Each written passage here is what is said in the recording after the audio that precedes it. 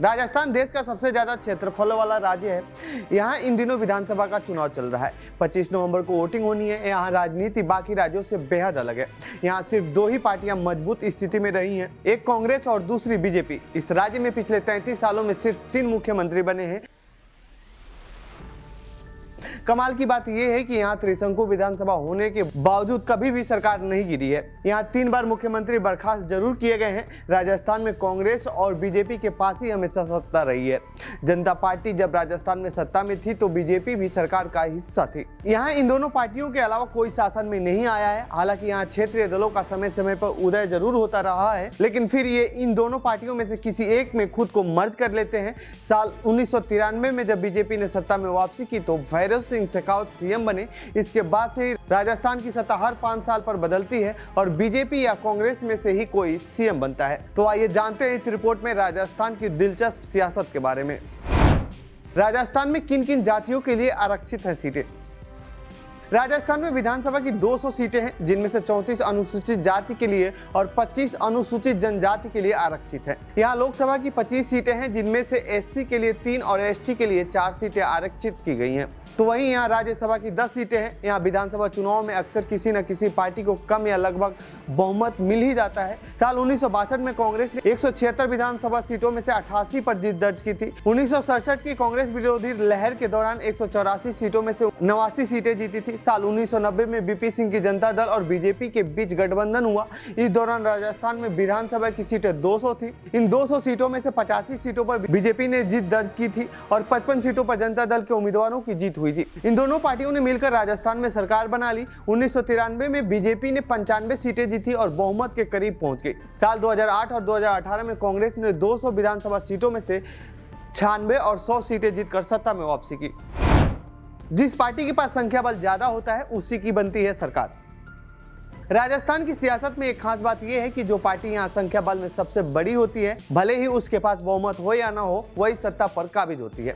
साल 1967 में कांग्रेस ने 194 में से 89 सीटें जीती थी, लेकिन अंततः मोहनलाल सुखाड़िया ने सरकार बनाई। शेखावत और अशोक गहलोत ने 1993 और 2008 में ऐसा ही किया। ऐसा नहीं है कि राजस्थान में हर बार कांटे की टक्कर रही है, कई बार एक तरफा जीत भी हुई है। कांग्रेस ने साल 1972 में 184 सीटों में से 145 सीटों पर जीत दर्ज की थी। 1980 में 200 में से 137 सीटों पर जीत दर्ज की थी। 1985 में 200 में से 114 सीटों पर जीत दर्ज की थी। 1998 में 200 में से 153 सीटों पर जीत दर्ज की थी। 1977 में जनता पार्टी ने 200 में से 152 सीटों पर जीत दर्ज की थी। 2003 में बीजेपी ने 200 में से 120 सीटों पर जीत दर्ज की थी। 2013 में बीजेपी ने 200 में से 163 सीटों पर जीत दर्ज की थी।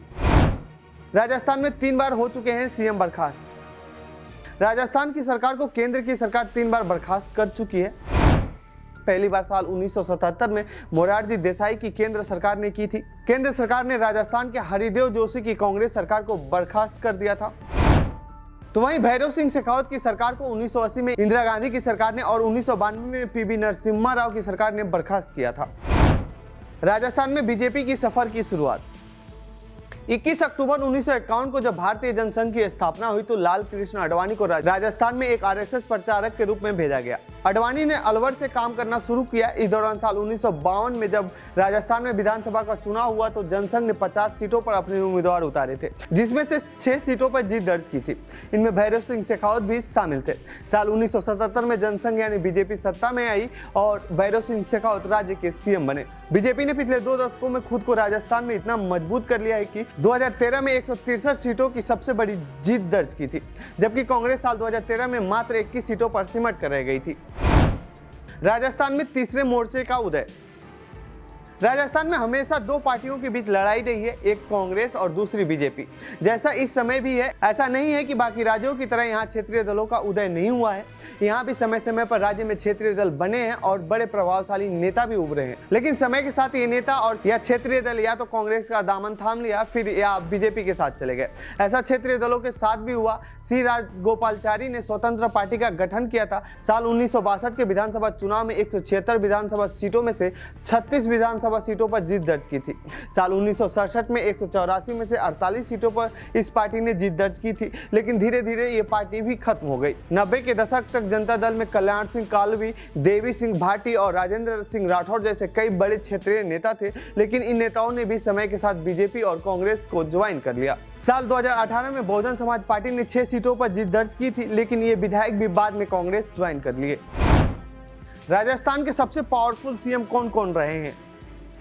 इस साल राज्य में चुनाव सीधे तौर पर कांग्रेस और भाजपा के बीच है। यहाँ साल 1998 से बारी बारी से बीजेपी और कांग्रेस के सीएम बनते रहे हैं। पिछले 25 सालों से कुछ ऐसा ही देखने को मिल रहा है। इस दौरान गहलोत और वसुंधरा राजे का वर्चस्व रहा है। राज्य में गहलोत अपनी पार्टी के चेहरे रहे हैं। पार्टी में सचिन पायलट के अलावा उनका कोई प्रतिद्वंदी नहीं है। पिछले कुछ सालों में पायलट ने पार्टी के अंदर गहलोत को काफी कमजोर भी किया है। तो वहीं साल 2003 में सत्ता संभालने वाली वसुंधरा राज्य में भाजपा की सबसे बड़ी नेता बनी हुई है। भले ही पिछले 5 वर्षों से पार्टी दरकिनार कर रही हो, लेकिन चुनाव के समय में सभी बड़े नेता उनके साथ मंच साझा कर रहे हैं। राजस्थान में सबसे लंबे समय तक सीएम रहने वालों में सुखाड़िया हैं, जो 16 साल और 6 महीने से अधिक समय तक सीएम पद पर रहे हैं। तो वहीं शेखावत और वसुंधरा दोनों 10-10 साल तक राज्य के मुख्यमंत्री रहे हैं। तो वहीं गहलोत अपना तीसरा कार्यकाल पूरा कर रहे हैं। इसके अलावा हरिदेव जोशी 6 साल और HL देवपुरा 5 साल राज्य के मुख्यमंत्री रहे हैं। ऐसे में देखा जाए तो सुखाड़िया, गहलोत, शेखावत और वसुंधरा ने मिलकर 51 साल से अधिक समय तक राज्य पर शासन किया है। कौन सी जातियों का सीएम पद पर रहा है दबदबा? अशोक गहलोत ओबीसी समुदाय से आते हैं। वह जाति से माली हैं। वसुंधरा का जन्म एक मराठा के रूप में हुआ था और उनकी शादी जाट के एक शाही परिवार में हुई है और उनकी बहू गुज्जर समुदाय से आती हैं। हालांकि राजस्थान में वसुंधरा समेत हर राज परिवार को राजपूत माना जाता है। आजादी के बाद से राज्य के 14 मुख्यमंत्रियों में से 5 ब्राह्मण, 2 वैश्य और 1 कायस्थ, 1 मुस्लिम और 1 राजपूत रहे हैं। राज्य में नाथूराम मिर्धा, रामनिवास मिर्धा और परशुराम मदेरणा जैसे प्रमुख जाट नेताओं को देखा है, लेकिन कोई भी जाट कभी सीएम नहीं बन सका है। हालांकि राज्य में जाटों का दबदबा है। साल 2011 की जनगणना के अनुसार राजस्थान की 17% से अधिक आबादी अनुसूचित जाति की है, 13% से ज्यादा एसटी की है, लेकिन अभी तक कोई भी एसटी राजस्थान का सीएम नहीं बन सका है। तो ये थी राजस्थान की सियासत से जुड़ी हमारी रिपोर्ट। आपको कैसी लगी ये रिपोर्ट कमेंट बॉक्स में बताएं। साथ ही इस पूरे मामले पर आप क्या कहना चाहते हैं कमेंट बॉक्स में लिखें। बाकी देश दुनिया की खबरों के लिए बने रहिए जनसत्ता के साथ। धन्यवाद।